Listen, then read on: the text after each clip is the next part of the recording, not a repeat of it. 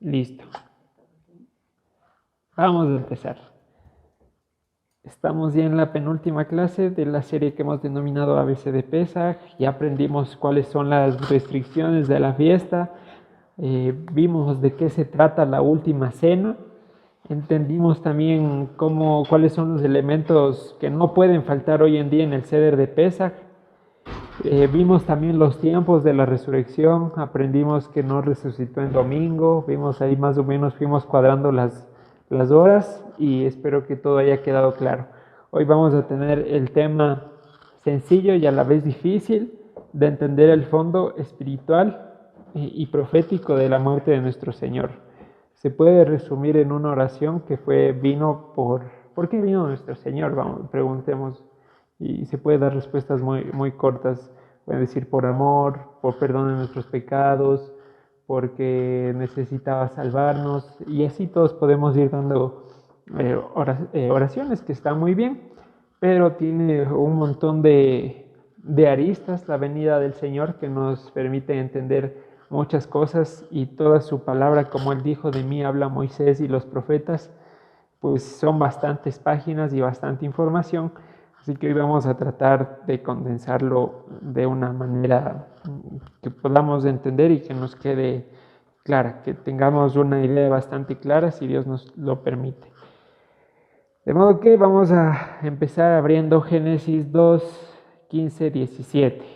Bueno, evidentemente para entender de qué va el sacrificio de nuestro Señor, habrá que ir al inicio de la humanidad. Y bueno, no vamos a ir desarrollando toda la historia, pero todos tenemos la noción general de que estuvo Adán y Eva en el huerto del Edén. Allí les puso Dios, y bueno, en todo ese contexto, ya saben, ahí le dijo a Dios que no coma del árbol del bien y del mal. Lo hicieron, fueron expulsados, y de ahí se abre toda otra historia. Bueno, la situación es que en Génesis 2.15 nos dice lo siguiente: tomó pues el Señor Dios al hombre y lo puso en el huerto de Edén para que lo labrara y lo guardase. Le dio instrucciones directas. Esto nos da a entender, en primer lugar, que había una comunicación inmediata, directa con Dios, sin ningún tipo de intermediarios, sin nada más. Dios me dice este rato, no sé, que prenda las velas, y yo voy y prendo. Lo que se conoce verdaderamente como ley oral. Esto fue un mandamiento, lo que verdaderamente fue la ley oral, sin necesidad de que esté escrito que haya que labrar un huerto. El Señor lo dijo directamente a Adán y él fue y lo hizo. Eso nos da a entender que hay una intimidad muy grande entre Dios y el hombre, repito, sin ningún tipo de pared. Ahora sabemos que nadie puede hacerlo de esa manera porque seríamos consumidos al instante, no podríamos soportarlo, no podríamos levantar el rostro siquiera o estar de pie ante la presencia de nuestro Señor, pero aquí todo lo contrario. Y esto es porque Adán se desarrolla en un contexto donde no conocía la maldad, no tenía idea. Sí, por ejemplo, a alguien que nunca ha ido a la playa, decirle que hay un montón de agua y arena es algo inconcebible, no se puede imaginar, no toma forma hasta que lo conoce por primera vez. Y así pasó con Adán, no tenía idea de qué era la maldad, solo el bien, y por esto podía habitar en la presencia del Señor confiadamente, sin ningún tipo de impedimento. Versículo 16: y mandó el Señor Dios al hombre diciendo: de todo árbol del huerto podrás comer, mas del árbol del conocimiento, del conocimiento de la ciencia, del bien y mal, no comerás, porque el día que de él comieres, ciertamente morirás. Ya le da una instrucción muy sencilla, dice: puedes comer de todos los árboles del huerto, menos del árbol de la ciencia, del conocimiento del bien y del mal. Vamos a saltarnos hasta el capítulo 3, versículos 6 al 8, se da la formación de la mujer, de la costilla. Nos saltamos hasta el versículo 6. Eva presta oídos a Satanás y pasa lo siguiente: y vio a la mujer que el árbol era bueno para comer y que era agradable a los ojos y árbol codiciable para alcanzar sabiduría. Tomó de su fruto y comió, y dio también a su marido, el cual comió así como ella. Entonces fueron abiertos los ojos de ambos y conocieron que estaban desnudos. Entonces cosieron hojas de higuera y se hicieron delantales. Oyeron la voz del Señor Dios que se paseaba en el huerto al aire del día, y el hombre y su mujer se escondieron de la presencia del Señor Dios entre los árboles del huerto. Esta conducta que está desarrollando aquí Adán y Eva es la conducta que da un hombre o una mujer cuando le descubren en adulterio, en la casa, por ejemplo. Está aquí la mujer o el hombre cometiendo adulterio y llega su pareja. Lo que busca inmediatamente hacer es, obviamente, esconderse y tratar de disimular el acto.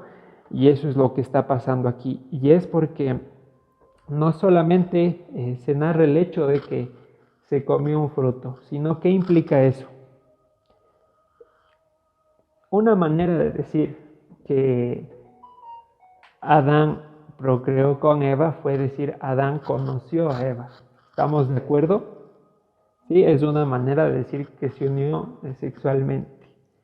¿Qué significa el árbol del conocimiento entonces? Significaba que mediante ese árbol el ser humano desde entonces ya no iba a tener intimidad con Dios, sino intimidad con Satanás. Pero no en el contexto sexual, obviamente, sino que para yo tener conocimiento del Señor, necesito tener intimidad con Él. ¿Qué es eso? Oración, leer la palabra, escuchar alabanzas, etcétera, etcétera. Ahora, ¿qué será para tener conocimiento íntimo con Satanás? Bueno, lo que hace todo el mundo. Lo que está pasando aquí es una escena de adulterio, de que el marido es engañado por su esposa. En este caso, la esposa representa a Adán y Eva. ¿Sí? ¿Cuál fue el fruto de ese adulterio? La desconexión del Señor y por ende la muerte. ¿Sí? Vamos a ir hasta el versículo 23 y 24. ¿Qué pasa cuando se encuentra en adulterio a una pareja? ¿Qué es lo que se hace comúnmente? Respecto a la palabra, Sí, a ver. tienen que ser muertos, son apedreados. ¿Ya? ¿Otra? El divorcio, en primera instancia el divorcio, y eso es lo que hace Dios aquí a continuación, versículos 23 y 24, seguimos en el capítulo 3, le dice lo siguiente: y lo sacó el Señor del huerto del Edén para que labrase la tierra de que fue tomado, echó pues fuera al hombre y puso al oriente del huerto de Edén querubines y una espada encendida que se revolvía por todos lados para guardar el camino del árbol de la vida. Esta palabra echó es la misma que se utiliza para mencionar un divorcio. ¿Sí? Para decir, ejemplo, me divorcié de mi mujer, usaría la palabra que ponen aquí como echar. Eché a mi mujer. Lo que está ejemplificando toda esta escena es que la intimidad perfecta que había entre Adán, Eva y nuestro Señor se rompió porque hubo una tercera figura que trató de ocupar el lugar de marido y lo consiguió. ¿Ya? Esto en figura alegórica, no lo vemos textualmente. Entonces, como bien... ¿Y esa tercera persona cuál es? Satanás. Sí, Satanás tuvo intimidad con Adán y Eva y eso dio fruto al pecado, el pecado la muerte. Y una vez que ya tenían ese conocimiento del mal, disfrazado de bien, porque ¿qué dice Satanás? Esto es del bien y el mal. Pero estamos claros que de Satanás no procede ningún tipo de bien. Una vez que Adán y Eva tienen ese conocimiento, obviamente ya no puede estar a cabalidad en la presencia del Señor. Porque ¿qué tendría que pasar? Dios tendría que tolerar el pecado o Adán y Eva tendrían que de algún modo desaparecer lo que hicieron. Como no se pudo ninguna de las dos, carta de divorcio. ¿Y cuáles son las consecuencias? Vamos a abrir Levítico 20:10. Para el resto del estudio vamos a tener en claro, o vamos a usar la figura que usa la Biblia todo el tiempo, que la iglesia del Señor, los congregantes, son la esposa de Dios. Vamos a tener esa figura en mente todo el tiempo. Y Levítico 20:10 dice lo siguiente: si un hombre cometiere adulterio con la mujer de su prójimo, el adúltero y la adúltera indefectiblemente serán muertos. ¿Quién sería el adúltero?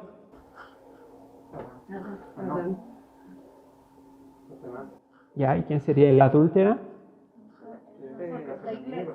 Adán y Eva, y en consecuencia nosotros, porque ese esquema se sigue repitiendo por defecto en toda la humanidad. ¿Ya? ¿Cuál es la consecuencia entonces? La muerte. La muerte. Para el que se metió con la mujer de su prójimo y para el que accedió a quebrantar el matrimonio. También vamos a avanzar a Deuteronomio 24, del 1 al 4.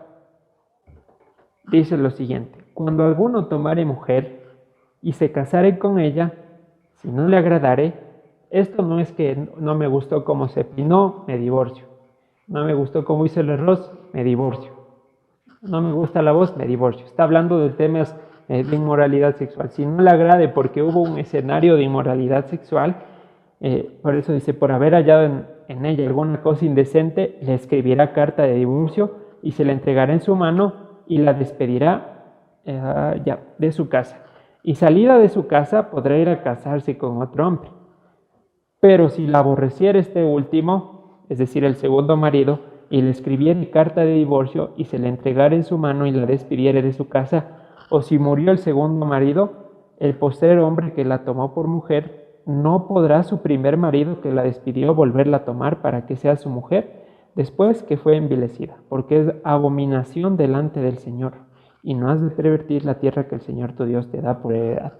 En palabras sencillas, tenía un matrimonio, me divorcié de mi mujer por X o Y situación, hizo su vida, los dos nos dimos cuenta que sí nos seguimos queriendo, se vuelve a divorciar y yo me quiero casar con esa persona de nuevo, es decir, retomarle a mi mujer, no puedo hacerlo, ¿ya? No puedo hacerlo. ¿Por qué? Aquí dice, porque primero es abominación al Señor y dice porque ya fue envilecida, fue hecha abominación, impura.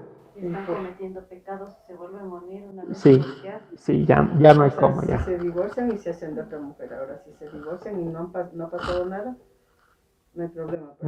No puede tomarle ya nada. Ya. Le da el divorcio, es pecado. Le da el divorcio y así al día siguiente, no, es que estaba con iras. Se me vuelvo a unir. Sí, ya rompamos. Claro, ya es porque se agotó todos los recursos. Y ojo, aquí no está hablando de un divorcio porque se pelearon, está hablando de temas de inmoralidad sexual, ¿no? Ese es el único requisito lícito para divorciarse.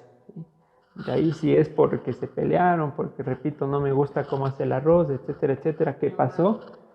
Eso es estar adulterando cualquiera de los dos, porque es como que estuvieran casados todavía y ahí le dan rienda suelta. Bueno, en cualquier caso dice aquí, si el primer marido ya le echó, ya no hay vuelta atrás, nunca más. Y eso arma el conflicto. Si ya echó el Señor a su pueblo, ¿cómo la va a volver a tomar si aquí su ley lo prohíbe? Y en segundo lugar, la mujer, en este caso la iglesia, también debe morir junto con Satanás. De acuerdo a la ley, no hay un escenario posible en que Dios pueda volver a tomar a su pueblo, ni tampoco él por ser Dios puede decir no estaba con iras, ya no pasó nada. Ya vemos todo el conflicto que se arma y como estudiamos en la carta de los Gálatas, él no vino a abolir su ley sino a cumplirla, él primero. ¿Cómo solucionó este conflicto? Es lo que yo he denominado el acontecimiento más grande de todos los tiempos, título del estudio. Vamos a ver cómo empezó el plan. Vamos a ir a Jeremías 30:22 para restablecer, para empezar a darle solución a este problema, porque Dios simplemente pudo borrar a Adán y Eva y se acabó la historia, pero por misericordia suya extendió para que cada uno de nosotros volvamos de ese jardín del Edén. Ya estaba pensando en cada uno de nosotros del Señor desde ese momento. Recordemos que Él no ve ayer, hoy y siempre. Él solo existe, a diferencia de nosotros. ¿Ya? Para empezar a solucionar eso, hace un pacto con su pueblo Israel. ¿Qué es un pacto?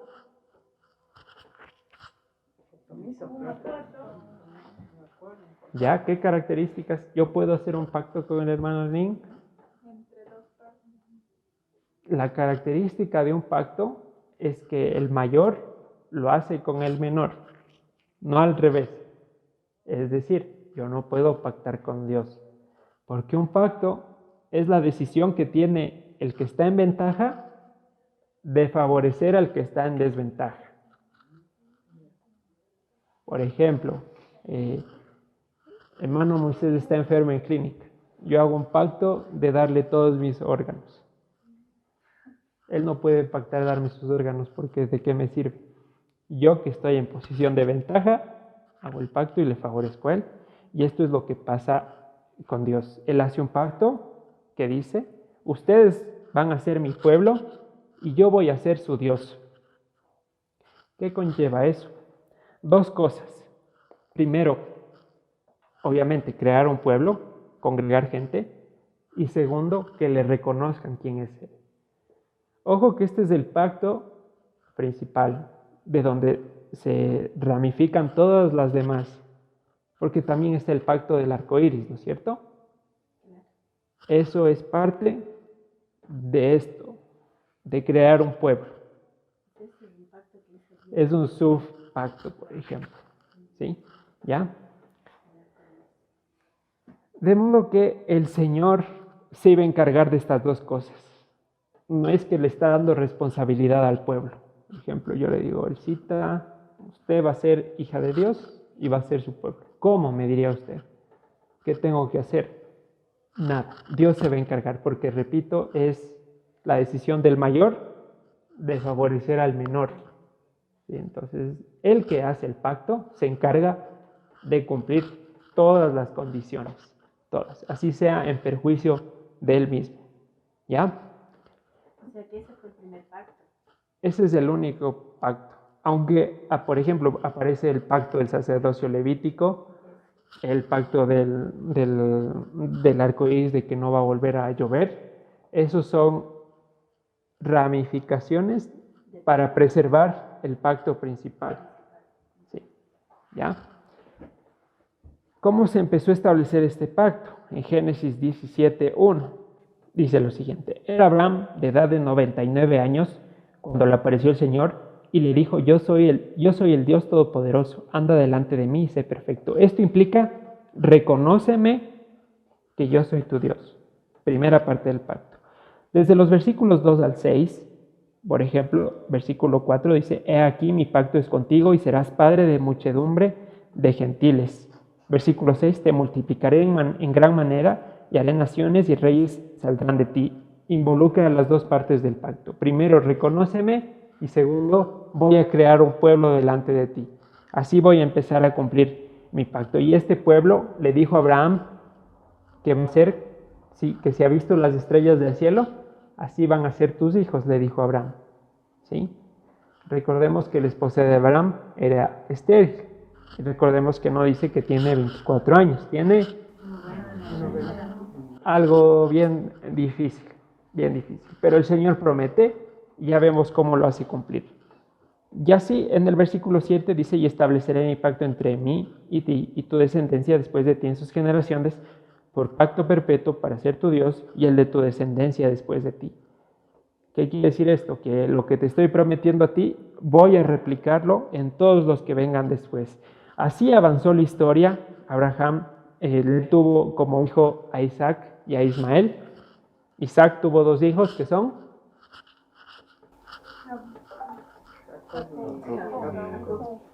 ¿ya? ¿Y Jacob tuvo cuántos hijos? 12. ¿De cuántas mujeres? De 3. 4. 4 mujeres, ¿ya? 4 mujeres diferentes. Así, claro. ¿Sí? 4 mujeres diferentes. En este transcurso de la historia, desde Abraham, Isaac y Jacob, no es que todo lo hicieron una maravilla, sin mancha. Y aquí vemos el ejemplo. No está bien tener 12 hijos con 4 mujeres diferentes, ni de plano. Y así cada uno tuvo sus errores. Y la Biblia lo manifiesta, para que no se crea que es obra de ellos, sino que es Dios todo el tiempo el que se está encargando de cumplir. ¿Bien? Vamos a ir a Génesis 35:10, por favor. Y le dijo Dios, tu nombre es Jacob, no se llamará más tu nombre Jacob, sino Israel será tu nombre, y llamó su nombre Israel. De modo que los 12 hijos de Jacob son los 12 hijos de Israel, de donde salen las 12 tribus de Israel. Eso sí, ya lo sabemos, lo tenemos claro, ¿verdad? Pasa más del tiempo, estudiamos la historia de José, ¿se acuerdan? Jacob va a Egipto con sus 12 hijos, pasan 400 años en esclavitud, sufren mucho, se da el contexto de la Pascua, ¿se acuerdan? Ya lo leímos, y esos 12 hijos que se hicieron 70 familias, ya no eran 70, sino que salieron aproximadamente, ¿cuánto fue? Creo que fueron 2 millones, y 2 millones más o menos.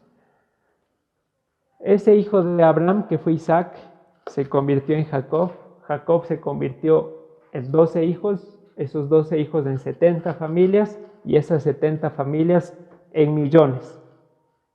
El pacto se seguía cumpliendo. Esas personas ya reconocían a Dios y ya se estaba creando un pueblo.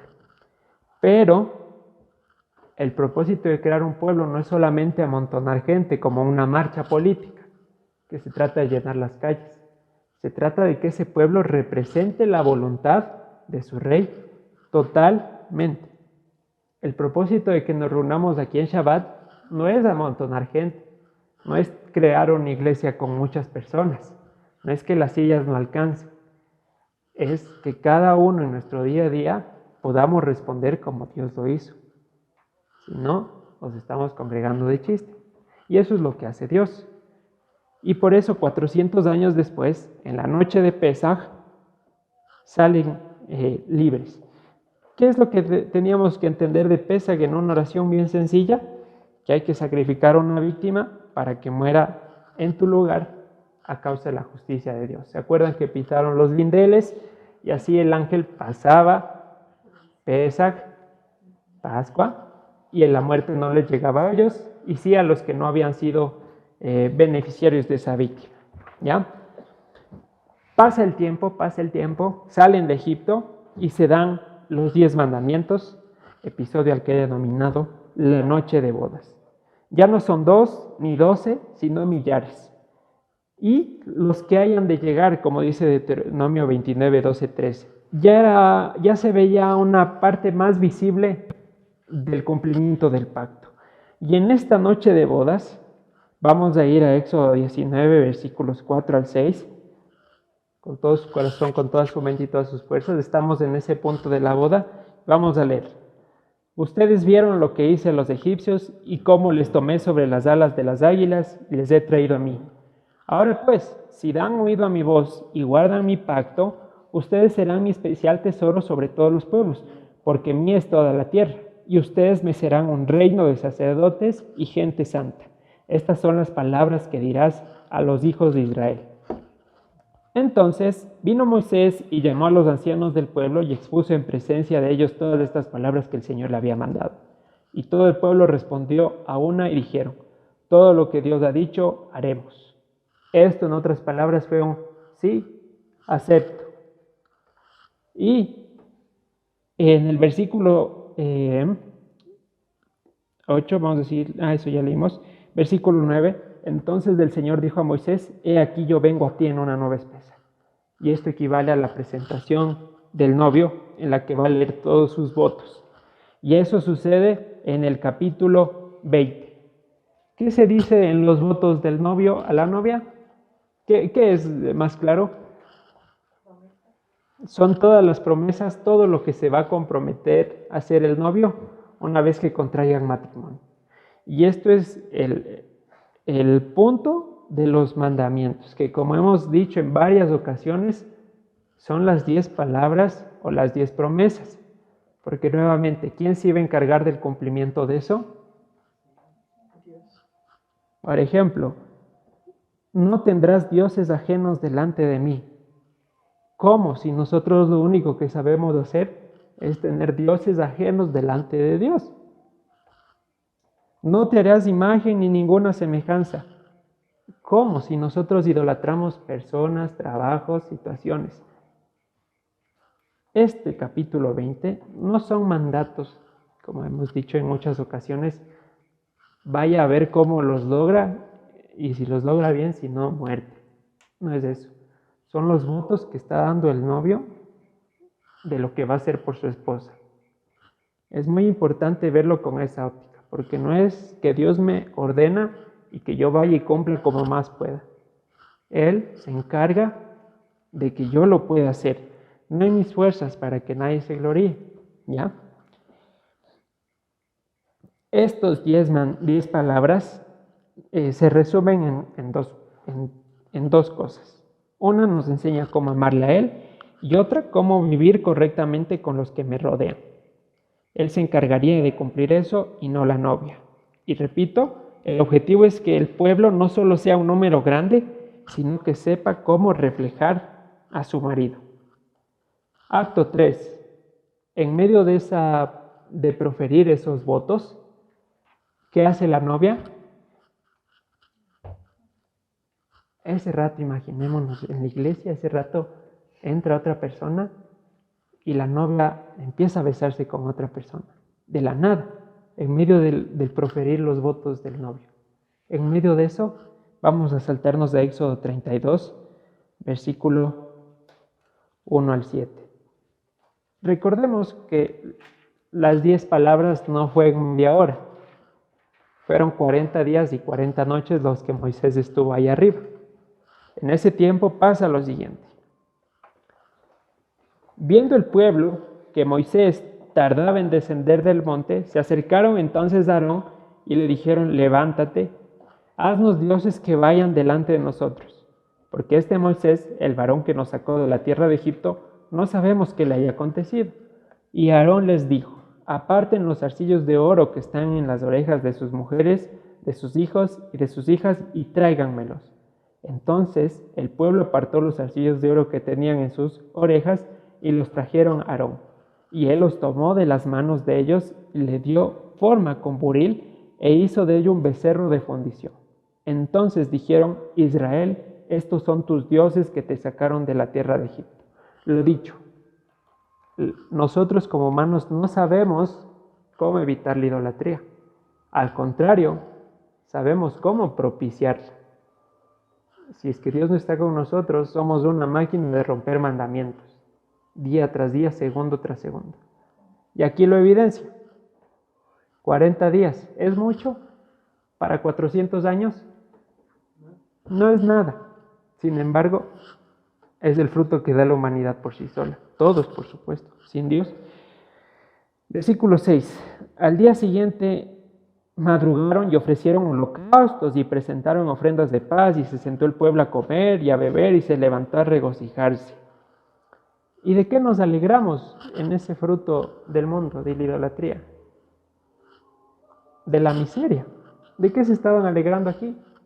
De una imagen mal fundida con oro.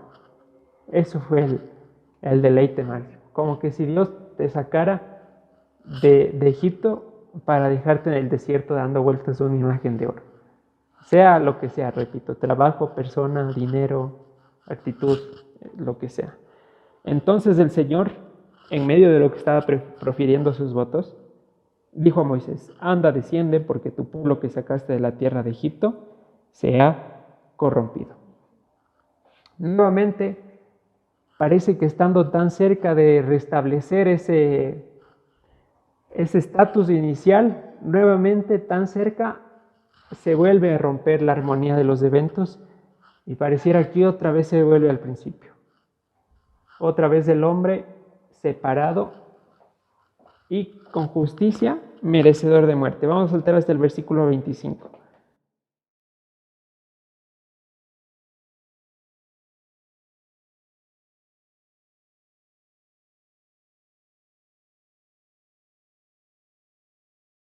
Y viendo Moisés que el pueblo estaba desenfrenado, porque Aarón lo había permitido para vergüenza entre sus enemigos, se puso Moisés a la puerta del campamento y dijo: ¿Quién está por el Señor? Júntese conmigo. Y se juntaron con él todos los hijos de Leví. Y él les dijo: así ha dicho el Señor, el Dios de Israel: pongan cada uno su espada sobre su muslo, pasen y vuelvan de puerta en puerta por el campamento, y maten cada uno a su hermano y a su amigo y a su pariente. Y los hijos de Leví lo hicieron conforme al dicho de Moisés, y cayeron del pueblo en aquel día como 3,000 hombres. Entonces Moisés dijo: hoy se han consagrado al Señor, pues cada uno se ha consagrado en su hijo y en su hermano, para que él dé bendición hoy sobre ustedes. Estos 3,000 no son nada para lo que va a pasar en el día del juicio. No pensemos que el Señor retarda su juicio porque se olvidó, sino por misericordia. ¿Ya? A partir de este punto, se empieza a producir una permanente decadencia en la historia del pueblo de Israel, con algunos puntos altos. Empieza el pueblo a habituarse más y más al pecado. También a partir de este punto se establecen los sacrificios de animales para perdón de los pecados. ¿Y qué trae como consecuencia eso? Que la gente diga: pequé un animal, pequé en la tarde otro animal. Y así la gente no entendió el simbolismo de que una vida estaba dejando de existir para que yo pueda prolongar mi vida en la tierra. Lo que pensó es: tengo monedas gratis para pecar el resto de mi vida. Y así pasó una decadencia tremenda y la gente se empezó a acostumbrar, repito, a pecar y sacrificar. El objetivo no fue dejar de pecar, sino en cómo tener más animales para tener más chance de pecar.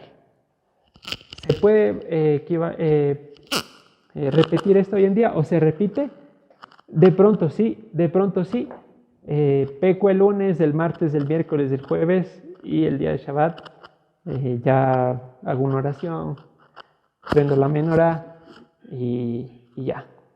Y el sábado también, ahí aguanto un poquito, 6 de la tarde, así, 5:59, plin, se acabó, me voy. Y otra vez. No es ese el objetivo. Y ante esa situación, estos 12 hijos de Israel hicieron cada uno una tribu, las 12 tribus de Israel. 10 tribus formaron el reino del norte, 2 tribus formaron el reino del sur. ¿Y mejoraron? No, empeoraron. Vamos a ir al profeta Oseas, capítulo 12. El primer simbolismo que debemos tener en cuenta, dijimos que cuando hablemos de la iglesia, de los hermanos de la congregación, es la esposa del Señor. Y aquí, esta esposa del Señor se va a llamar Efraín y Judá. Versículo 12. Me rodeó Efraín de mentira y la casa de Israel de engaño. Judá aún gobierna con Dios y es fiel con los santos. Efraín se apacienta de viento y sigue al solano. Mentira y destrucción aumenta continuamente porque hicieron pacto con los asirios y el aceite se lleva a Egipto. ¿Se acuerdan qué pasó en la casa del norte? Bueno, es muy amplia la pregunta, pasaron muchas cosas. Pero ellos instituyeron sus propias fiestas para darle la contra al pueblo de Judá. Es decir, más o menos lo que pasó hoy en día. La Pascua va a ser en 2 semanas, pero determinado grupo religioso ha determinado que la Pascua va a ser en tal día y la resurrección en otro día. Y eso es lo que dice el versículo 1. Efraín se apacienta del viento, se siente tranquilo no teniendo nada. ¿Ya? Versículo 2. Me han rodeado de mentiras. Otra situación, que se llenan de halagos a Dios, pero a la hora de la verdad, lo único que prefieres es Egipto y Asiria. En otras palabras, tu pecado. En contexto actual. Hoy pongo la alabanza ahí en el YouTube, como está, pero en mi día a día prefiero romper los mandamientos porque creo que son sugerencias y no mi instrucción de vida. Son las sugerencias de Dios. ¿Ya? Versículo 2. Pleito tiene el Señor con Judá para castigar a Jacob conforme a sus caminos y le pagará conforme a sus obras. Quiere decir que ni los unos ni los otros están bien. Y vamos a ver de qué se trata este problema. Vamos a avanzar al profeta Ezequiel, capítulo 23. Vino a mí palabra del Señor diciendo: Hijo de hombre, hubo 2 mujeres, hijas de una madre. A ver si hasta ahí conectamos todo. ¿Quién sería la madre? Ya, Israel. ¿Y quién serían las 2 hijas? Judá y Israel. Ya. Presenta ese escenario con esa alegoría. Israel, una madre, tuvo 2 hijas, Judá y Efraín. Efraín, por un lado, se rodea de mentiras, piensa que hace sus fiestas, pero total no hace nada. Y Judá, ahí va. Las cuales fornicaron en Egipto en su juventud. Esto cuando pasó, está rememorando el hecho del becerro de oro. Esto en sentido alegórico. ¿Qué es el hecho de fornicar? Tener intimidad con algo ajeno a lo que no es Dios. ¿Y qué involucra esa intimidad? Emular esas maneras de vivir. Por ejemplo, ¿qué me dice la mamá negra? Que en el desfile tengo que chumarme hasta el cansancio, me invento. Tengo intimidad con esas costumbres para poder replicarlas. Y eso es una manera de decir que fornicar. ¿Lo vemos? Ya. Allí fueron apretados sus pechos, allí fueron estrujados sus pechos virginales. Se llamaban la mayor Aholá y su hermana Aholibá, las cuales llegaron a Jeremías y dieron a luz hijos e hijas. Y se llamaron Samaria, Aholá y Jerusalén, Aholibá. Samaria el norte, Jerusalén el sur. ¿Ya? Y Aholá cometió fornicación aún estando en mi poder y se enamoró de sus amantes los asirios, vecinos suyos. ¿Cómo es esto de que estando dentro del poder del Señor se cometen estas cuestiones? Es que cuando como un algodón de azúcar somos un palito delante del Señor y el algodón de azúcar se empieza a hacer una bola, así nos empezamos nosotros a envolver del mundo, a envolver, de modo que nuestra casa ya no nos parece la presencia del Señor, sino que el mundo nos parece el hábitat correcto.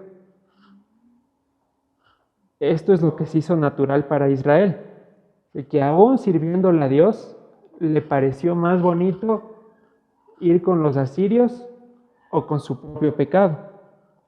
¿Ya? Y es lo que pasa cuando fallamos por X o Y razón y creemos que el mejor motivo es alejarnos de Dios porque tenemos miedo, tenemos vergüenza, cómo nos va a recibir, y pensamos que es mejor seguirnos alejando bajo la premisa de que hay que ser libres, que hay que experimentar, que hay que conocer, que solo hay una vida, que hay que vivir bien, y eso es básicamente lo que le pasa aquí al norte. Versículo 6. Vestidos de púrpura, gobernadores y capitanes, jóvenes codiciables, todos ellos jinetes que iban a caballo. El mundo endulza y endulza hasta que cuando vuelves a ver, estás a un año luz de Dios, hasta hacerte olvidar lo que Dios dijo. Si las palabras del mundo te parecen más lindas que las de Dios, alerta, porque estás a un paso del estrella. ¿Sí? ¿Lo vemos? Versículo 7. Y se prostituyó con ellos, con todos los más escogidos de los hijos de los asirios, y con todos aquellos quienes se enamoró, se contaminó con todos los ídolos de ellos. Y no dejó sus fornicaciones de Egipto, porque con ellos se echaron en su juventud, y ellos comprimieron sus pechos virginales, y derramaron sobre ellas su fornicación. Por la cual la entregué en mano de sus amantes, en mano de los hijos de los asirios, de quien se había enamorado. Es decir, nuevamente la figura del inicio. Le cautivó más otro marido. ¿Ya? ¿Y qué pasó? ¿Qué pasó con el sur? Y le vio su hermana a Olivá y enloqueció de lujuria más que ella. Y sus fornicaciones fueron más que las fornicaciones de su hermana. ¿Por qué? Porque a pesar de que las veía, decía, ve qué chévere, que así y no les pasa nada. Y uno aquí en el Shabbat, pero ve cómo le va al norte, lindísimo ahí con los jinetes, todo, aquí poniendo la alegoría. Y es lo que pasa. La casa del norte representa el pecado descarado, de frente. La casa del sur aquí representa a los tibios, a los que dicen que sí, pero por dentro están con unas ganas de que nunca hubieran aprendido Biblia para poder hacerlo libremente. Y es lo que le pasó al sur. Lo vio su hermana y enloqueció de lujuria más que ella, y sus fornicaciones fueron más que las fornicaciones de su hermana. Se enamoró de los hijos de los asirios, sus vecinos, gobernadores y capitanes, vestidos de ropas y armas excelentes, jinetes que iban a caballo, todos ellos jóvenes codiciables. Y vi que se habían contaminado. Un mismo camino era el de ambas. Entonces no basta solo con parecer que estoy guardando el Shabbat, porque puedo estar aquí y deseando maravillas, deseando no haber conocido nunca para poder estar libre, viendo cómo al norte no le pasa nada y yo queriendo tener esa misma suerte. ¿Cuál es el mensaje? Estar aquí sentado no es aspecto diferencial, sino el fruto que estoy dando en mi vida. El fruto no es cuántas horas estuviste sentado el viernes, medio ahí dormido, medio despierto. Ese no es el fruto. El fruto es qué estás haciendo para no volver a repetir el problema de toda la vida. ¿O quieres volver al mismo problema, como está haciendo aquí el sur? Con aspecto sí, diciendo sí, Shabbat Shalom, toda la cuestión, pero por dentro que ya se acabe para poder salir. ¿Cómo estoy? Versículo 17. Así pues se llegaron a ella los hombres de Babilonia en su lecho de amores y la contaminaron, y ella también se contaminó con ellos, y su garganta se hastió de ellos. Vamos a saltar hasta el versículo 22. 21. Así trajiste de nuevo a la memoria la lujuria de tu juventud, cuando los egipcios comprimieron tus pechos, los pechos de tu juventud. Vuelve el perro al vómito, dice el refrán, ¿no es cierto? Porque mejor hubiera sido que no conociendo peques, a que conociendo vuelvas a lo mismo. Por tanto, así ha dicho el Señor, he aquí yo suscitaré contra ti a tus amantes, de los cuales se hastió tu garganta, y les haré venir contra ti en derredor. Estamos claros ahí el simbolismo y hasta dónde llegó la decadencia. No solamente ya dejó de parecerles malo, sino que se morían de ganas de poder disfrutar y tener la misma suerte, porque aparentemente no había ninguna consecuencia. ¿Sí?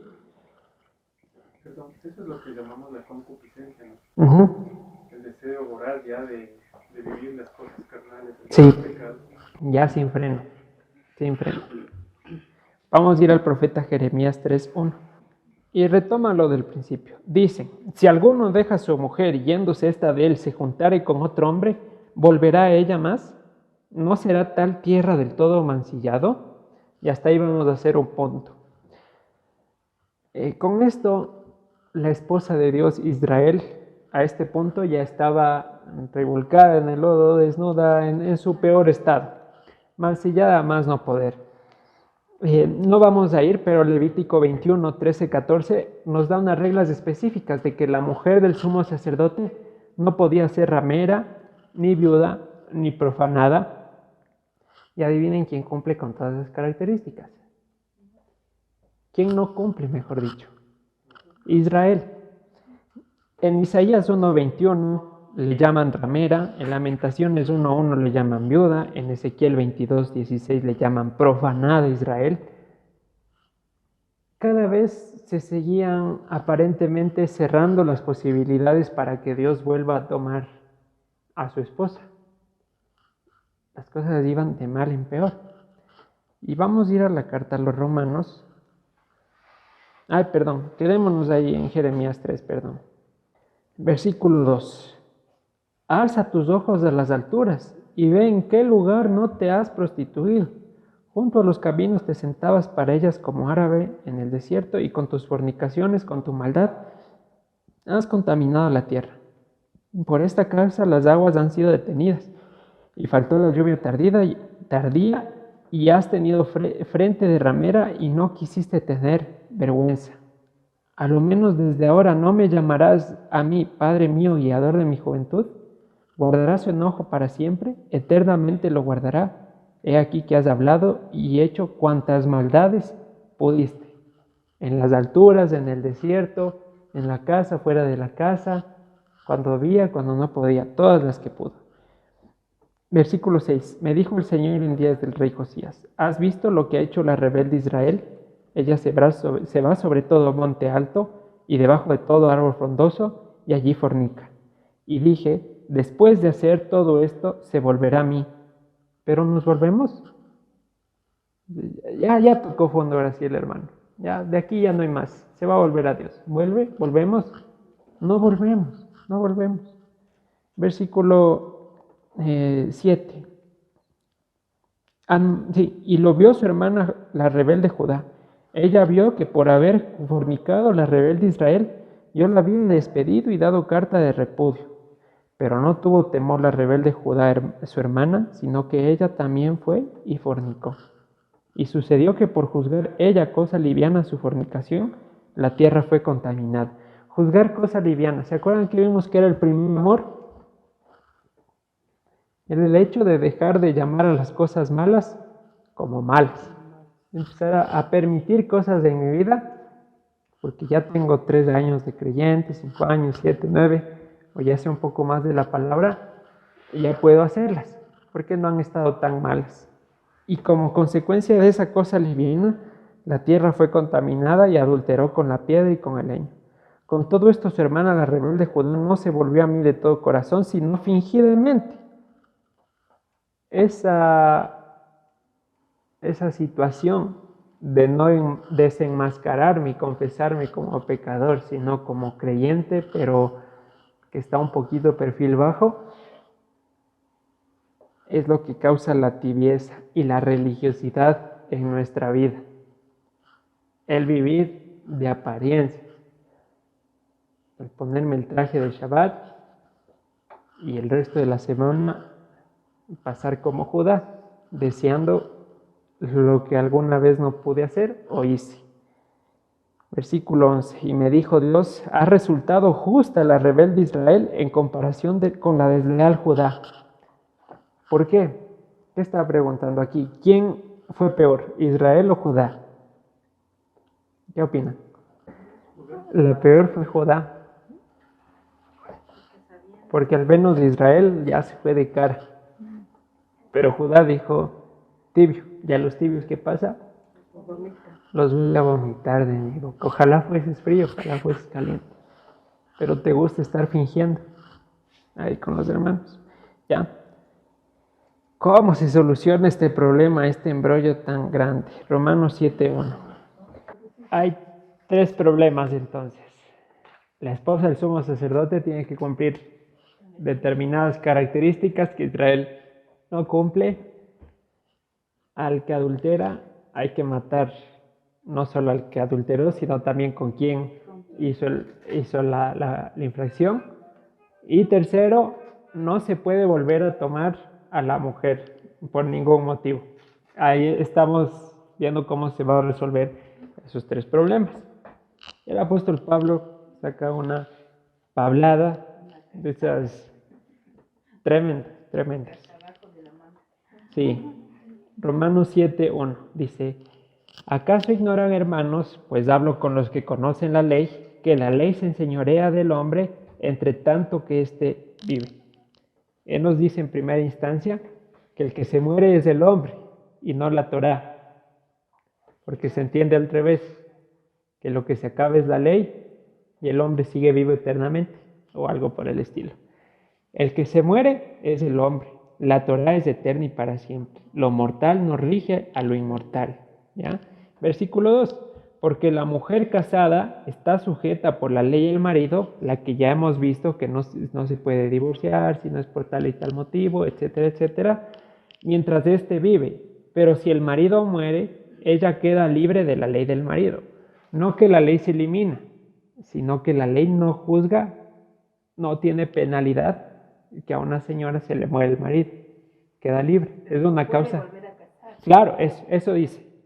Mientras está vivo el marido, no puede ir a buscar, pero si se muere, es una causa natural, no se puede esquivar y queda libre de la ley. No que la Torá se elimina, sino que no juzgue el caso de esa mujer. Una preguntita, no estamos aquí hablando de la mujer adúltera, ¿no? Ahí vamos. ¿Quién sería la mujer y con quién estaría casado aquí? La mujer. Israel. Esto, 1, 2, ¿quién sería la mujer y quién sería con quién es su marido? Israel y Dios es el Dios es esposo. el esposo. Pero acabamos de ver que hay 3 problemas por los cuales no puede ser el esposo. No puede bautizar. Claro, Yeshua. igual. ¿Qué? Efectivamente. ¿Con quién nos casamos y ya nos divorciamos de Dios? Con el pecado. La amistad con el mundo es enemistad con Dios y viceversa. Amistad con Dios es enemistad con el mundo. Como nos peleamos con Dios, ¿con quién nos fuimos? ¿Y quién está en el mundo? Satanás. ¿Cuál es la artimaña de Satanás? El pecado. Aparte de que nos conseguimos mal marido maltratador. ¿Ya? Y como Génesis dijo que el deseo de la mujer será para su marido, nosotros no estamos en posición de decirle al pecado que no, porque la mujer se sujeta al marido. En este caso, nosotros ¿con quién estamos casados? Con el mundo, con el pecado. ¿Vamos a dejar de pecar? No, vamos a pecar indistintamente porque es nuestro marido y vamos a hacer lo que él dice. Y eso es lo que está hablando. Y dice, Pero es que ahora ya no está. claro, estamos viendo cómo se resolvió ese problema. Ahora obviamente no, pero antes de cómo se resolvió ese problema, dice que nosotros estamos sujetos de ese marido al pecado, a esa ley, en tanto que el marido viva. Pero el pecado no se muere, el que se muere es el ser humano. El pecado sigue existiendo por siempre. De modo que, casados con el pecado, no podemos buscar a Dios, porque estaríamos pretendiendo que Dios sea el amante nuestro. Pero alguien tiene que morir. Exacto. Qué buena palabra. Alguien tiene que morir. Excelente. No, excelente. Yo no puedo ir a los aposentos de Dios de la mano con el pecado y decirle, te presento a mi marido, sé mi amante. Ni tampoco puedo estar con Dios y querer seguir adulterando con el mundo. No puedo. ¿Cómo se soluciona esto? Nuestro Señor Jesucristo no solamente que con su muerte mata al pecado y nos deja libres de esa ley, sino que recordemos que la ley menciona que tiene que morir tanto el que pecó con quien pecó. No solamente mata al pecado, sino que toma nuestro lugar en la muerte. Sí, es nuestro. Y es lo que dice 1 de Pedro 3:18. El justo por los injustos. Y en Colosenses 2:13-15 dice que en la cruz exhibió su triunfo, exhibió a las potestades públicamente. Les avergonzó. ¿Sí? 2 en 1. Y así nos dejó libres para volver a tomarnos como su esposa. ¿Por qué les avergonzó? Porque por medio de la muerte destruyó al que tenía el imperio de la muerte. Es decir, usó su mejor arma para matarle Usó a la muerte para matar a la A muerte. la muerte, claro. Eso se da con la resurrección. Sí. Exacto. Porque si no resucita, exacto, dice, en vana fue nuestra fe. Pero como resucitó, Ahí se les gana. dice, ¿dónde está muerte tu aguijón? ¿Dónde está muerte tu sepulcro? Ya no ha muerto el pecado y muerto nuestra culpa, estamos listos para volver a casarnos con el Señor.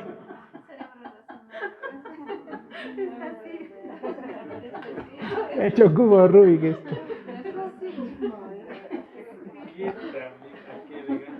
Otra vez vamos a concretar todo. Vamos a concretar todo. Nosotros teníamos un marido llamado pecado. La carta de los Romanos menciona que nosotros estamos sujetos a ese marido en tanto que el marido viva. Una vez muerto el marido, somos libres de tener otro marido. Pero el pecado no es el que muere, sino nosotros somos los que morimos.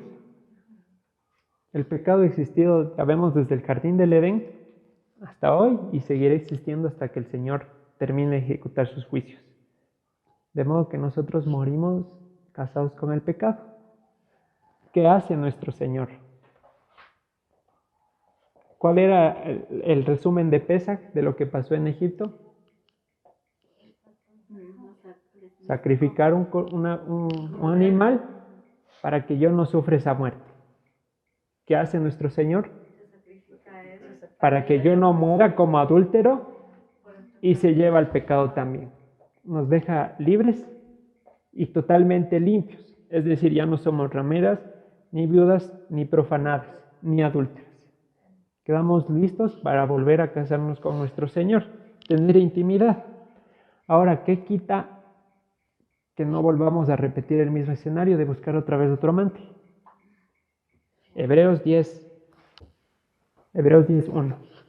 Porque la ley, teniendo la sombra de los bienes venideros, no la imagen misma de las cosas, nunca puede, por los mismos sacrificios que se ofrecen continuamente cada año, hacer perfectos a los que se acercan. De otra manera cesarían de ofrecerse, pues los que tributan este culto, limpios una vez, no tendrían ya más conciencia de pecado. Pero en estos sacrificios cada año se hace memoria de los pecados, porque la sangre de los toros y de los machos cabríos no puede quitar los pecados. Lo que venimos diciendo, la gente no pensó que había que dejar de pecar, sino que había que comprar más animales para cubrir más pecados. Y dice en el versículo 1 al 4, esto nunca te va a perfeccionar. Es como poner la tierra debajo de la alfombra, pero la tierra sigue ahí. ¿Cómo quitas de esa tierra? Versículo 5. Por lo cual, entrando en el mundo, dice, sacrificio y ofrenda no quisiste, mas me preparaste cuerpo. Holocaustos y expiaciones por el pecado no te agradaron. ¿Por qué no le agradaron si él mismo pidió? Y tiene un libro completo de sacrificios y ofrendas. Porque no entendieron Todavía lo que realmente quería hacer el Señor. Porque eso no podía llegar al objetivo final. Seré su Dios y ustedes serán mi pueblo. Era una medida paliativa, pero eso no cumplía el objetivo final. ¿Quién tuvo que cumplir todo ese objetivo a cabalidad? Él mismo. Versículo 7. Dios mismo que se disminuyó y se hizo hombre. Es que no había quien más cumpla esos requisitos de volver a tomar su vida en la muerte. No había quien más. Y dice, versículo 7, entonces dije, he aquí vengo yo para hacer, oh Dios, para hacer tu voluntad, como en el rollo del libro está escrito de mí. ¿Qué es esto que dice? Que Él se sujetó a su propia ley. No simplemente nos tomó como podía haber hecho, ¿y quién le iba a decir algo? Nadie. Pero Él no es hijo de hombre para que se arrepienta, ni para que se equivoque. Él puso su ley desde el inicio, porque Él mismo la iba a cumplir, y así nos dio ejemplo. Y Él mismo cumplió, diciendo, versículo 8, sacrificio y ofrenda y holocaustos y expiaciones por el pecado no quisiste ni te agradaron, las cuales cosas se ofrecen según la ley. Y diciendo luego, he aquí que vengo, oh Dios, para hacer tu voluntad, quítalo primero para establecer esto último. En esa voluntad de que Él mismo se haya venido a entregar, somos santificados. ¿Qué era la santificación? Eso, distinguidos, distinguidos, distinguidos. En esa voluntad somos distinguidos mediante la ofrenda del cuerpo de Jesucristo, hecha una vez y para siempre, porque ese sacrificio cubrió los pecados no solamente míos, de ustedes, sino del resto de la humanidad para todos los tiempos. Así de perfecta y bien hecha fue la ofrenda. Vamos a saltar hasta el versículo 12. Pero Cristo, habiendo ofrecido una vez para siempre un solo sacrificio por los pecados, se ha sentado a la diestra de Dios. De ahí en adelante, esperando hasta que sus enemigos sean puestos por estrado de sus pies. Porque con una sola ofrenda hizo perfectos para siempre a los santificados. ¿Qué es perfecto? Salmo 119, versículo 1. Perfectos los que andan en la ley del Señor. ¿Y cuál era la actualización del pacto? Que ponga la ley en nuestros corazones. Y ese es el sello por el cual el escenario ya no se va a volver a repetir. No va a haber la Biblia 2. Llega Apocalipsis, llega el Amén, y nunca más va a volver a haber otro Satanás. Nunca más vamos a querer pecar. Y no hablo solamente de no querer pecar, es que ni siquiera se nos va a pasar por la mente el mínimo pensamiento que vaya en contra de Dios. Ni siquiera eso. A ese punto de perfección. Por tanto, como dice el libro de los Hechos, he aquí, varones hermanos, en nombre de Yeshua se les anuncia el perdón de los pecados. Porque Cristo, que es nuestra Pascua, ya fue sacrificada. Y eso es el empaquetado de todo la obra y el trasfondo espiritual de Pesaj. Así Él cumplió la Pascua. Así como en Egipto sacrificaron un cordero para que puedan salir vivos los hijos de Israel, así Él se sacrificó con nosotros, no solamente para que podamos salir vivos, sino para tomarnos como su esposa. Pero lo perfeccionó. Absolutamente, absolutamente, absolutamente. Vino a demostrar cómo era todo. Eso era un modelo pedagógico. Claro. Y ahora está amplificado a la máxima potencia. O sea, no vino a abolir nada, sino lo perfeccionó. Exacto, vino a perfeccionarlo, vino a indicar cómo era el alcance. Y lo volverá a hacer de nuevo, porque dijo, no volveré a tomar de esta copa hasta que el reino de mi Padre esté establecido. Ahí volverá a darle otra dimensión más impresionante todavía. ¿Hay alguna pregunta?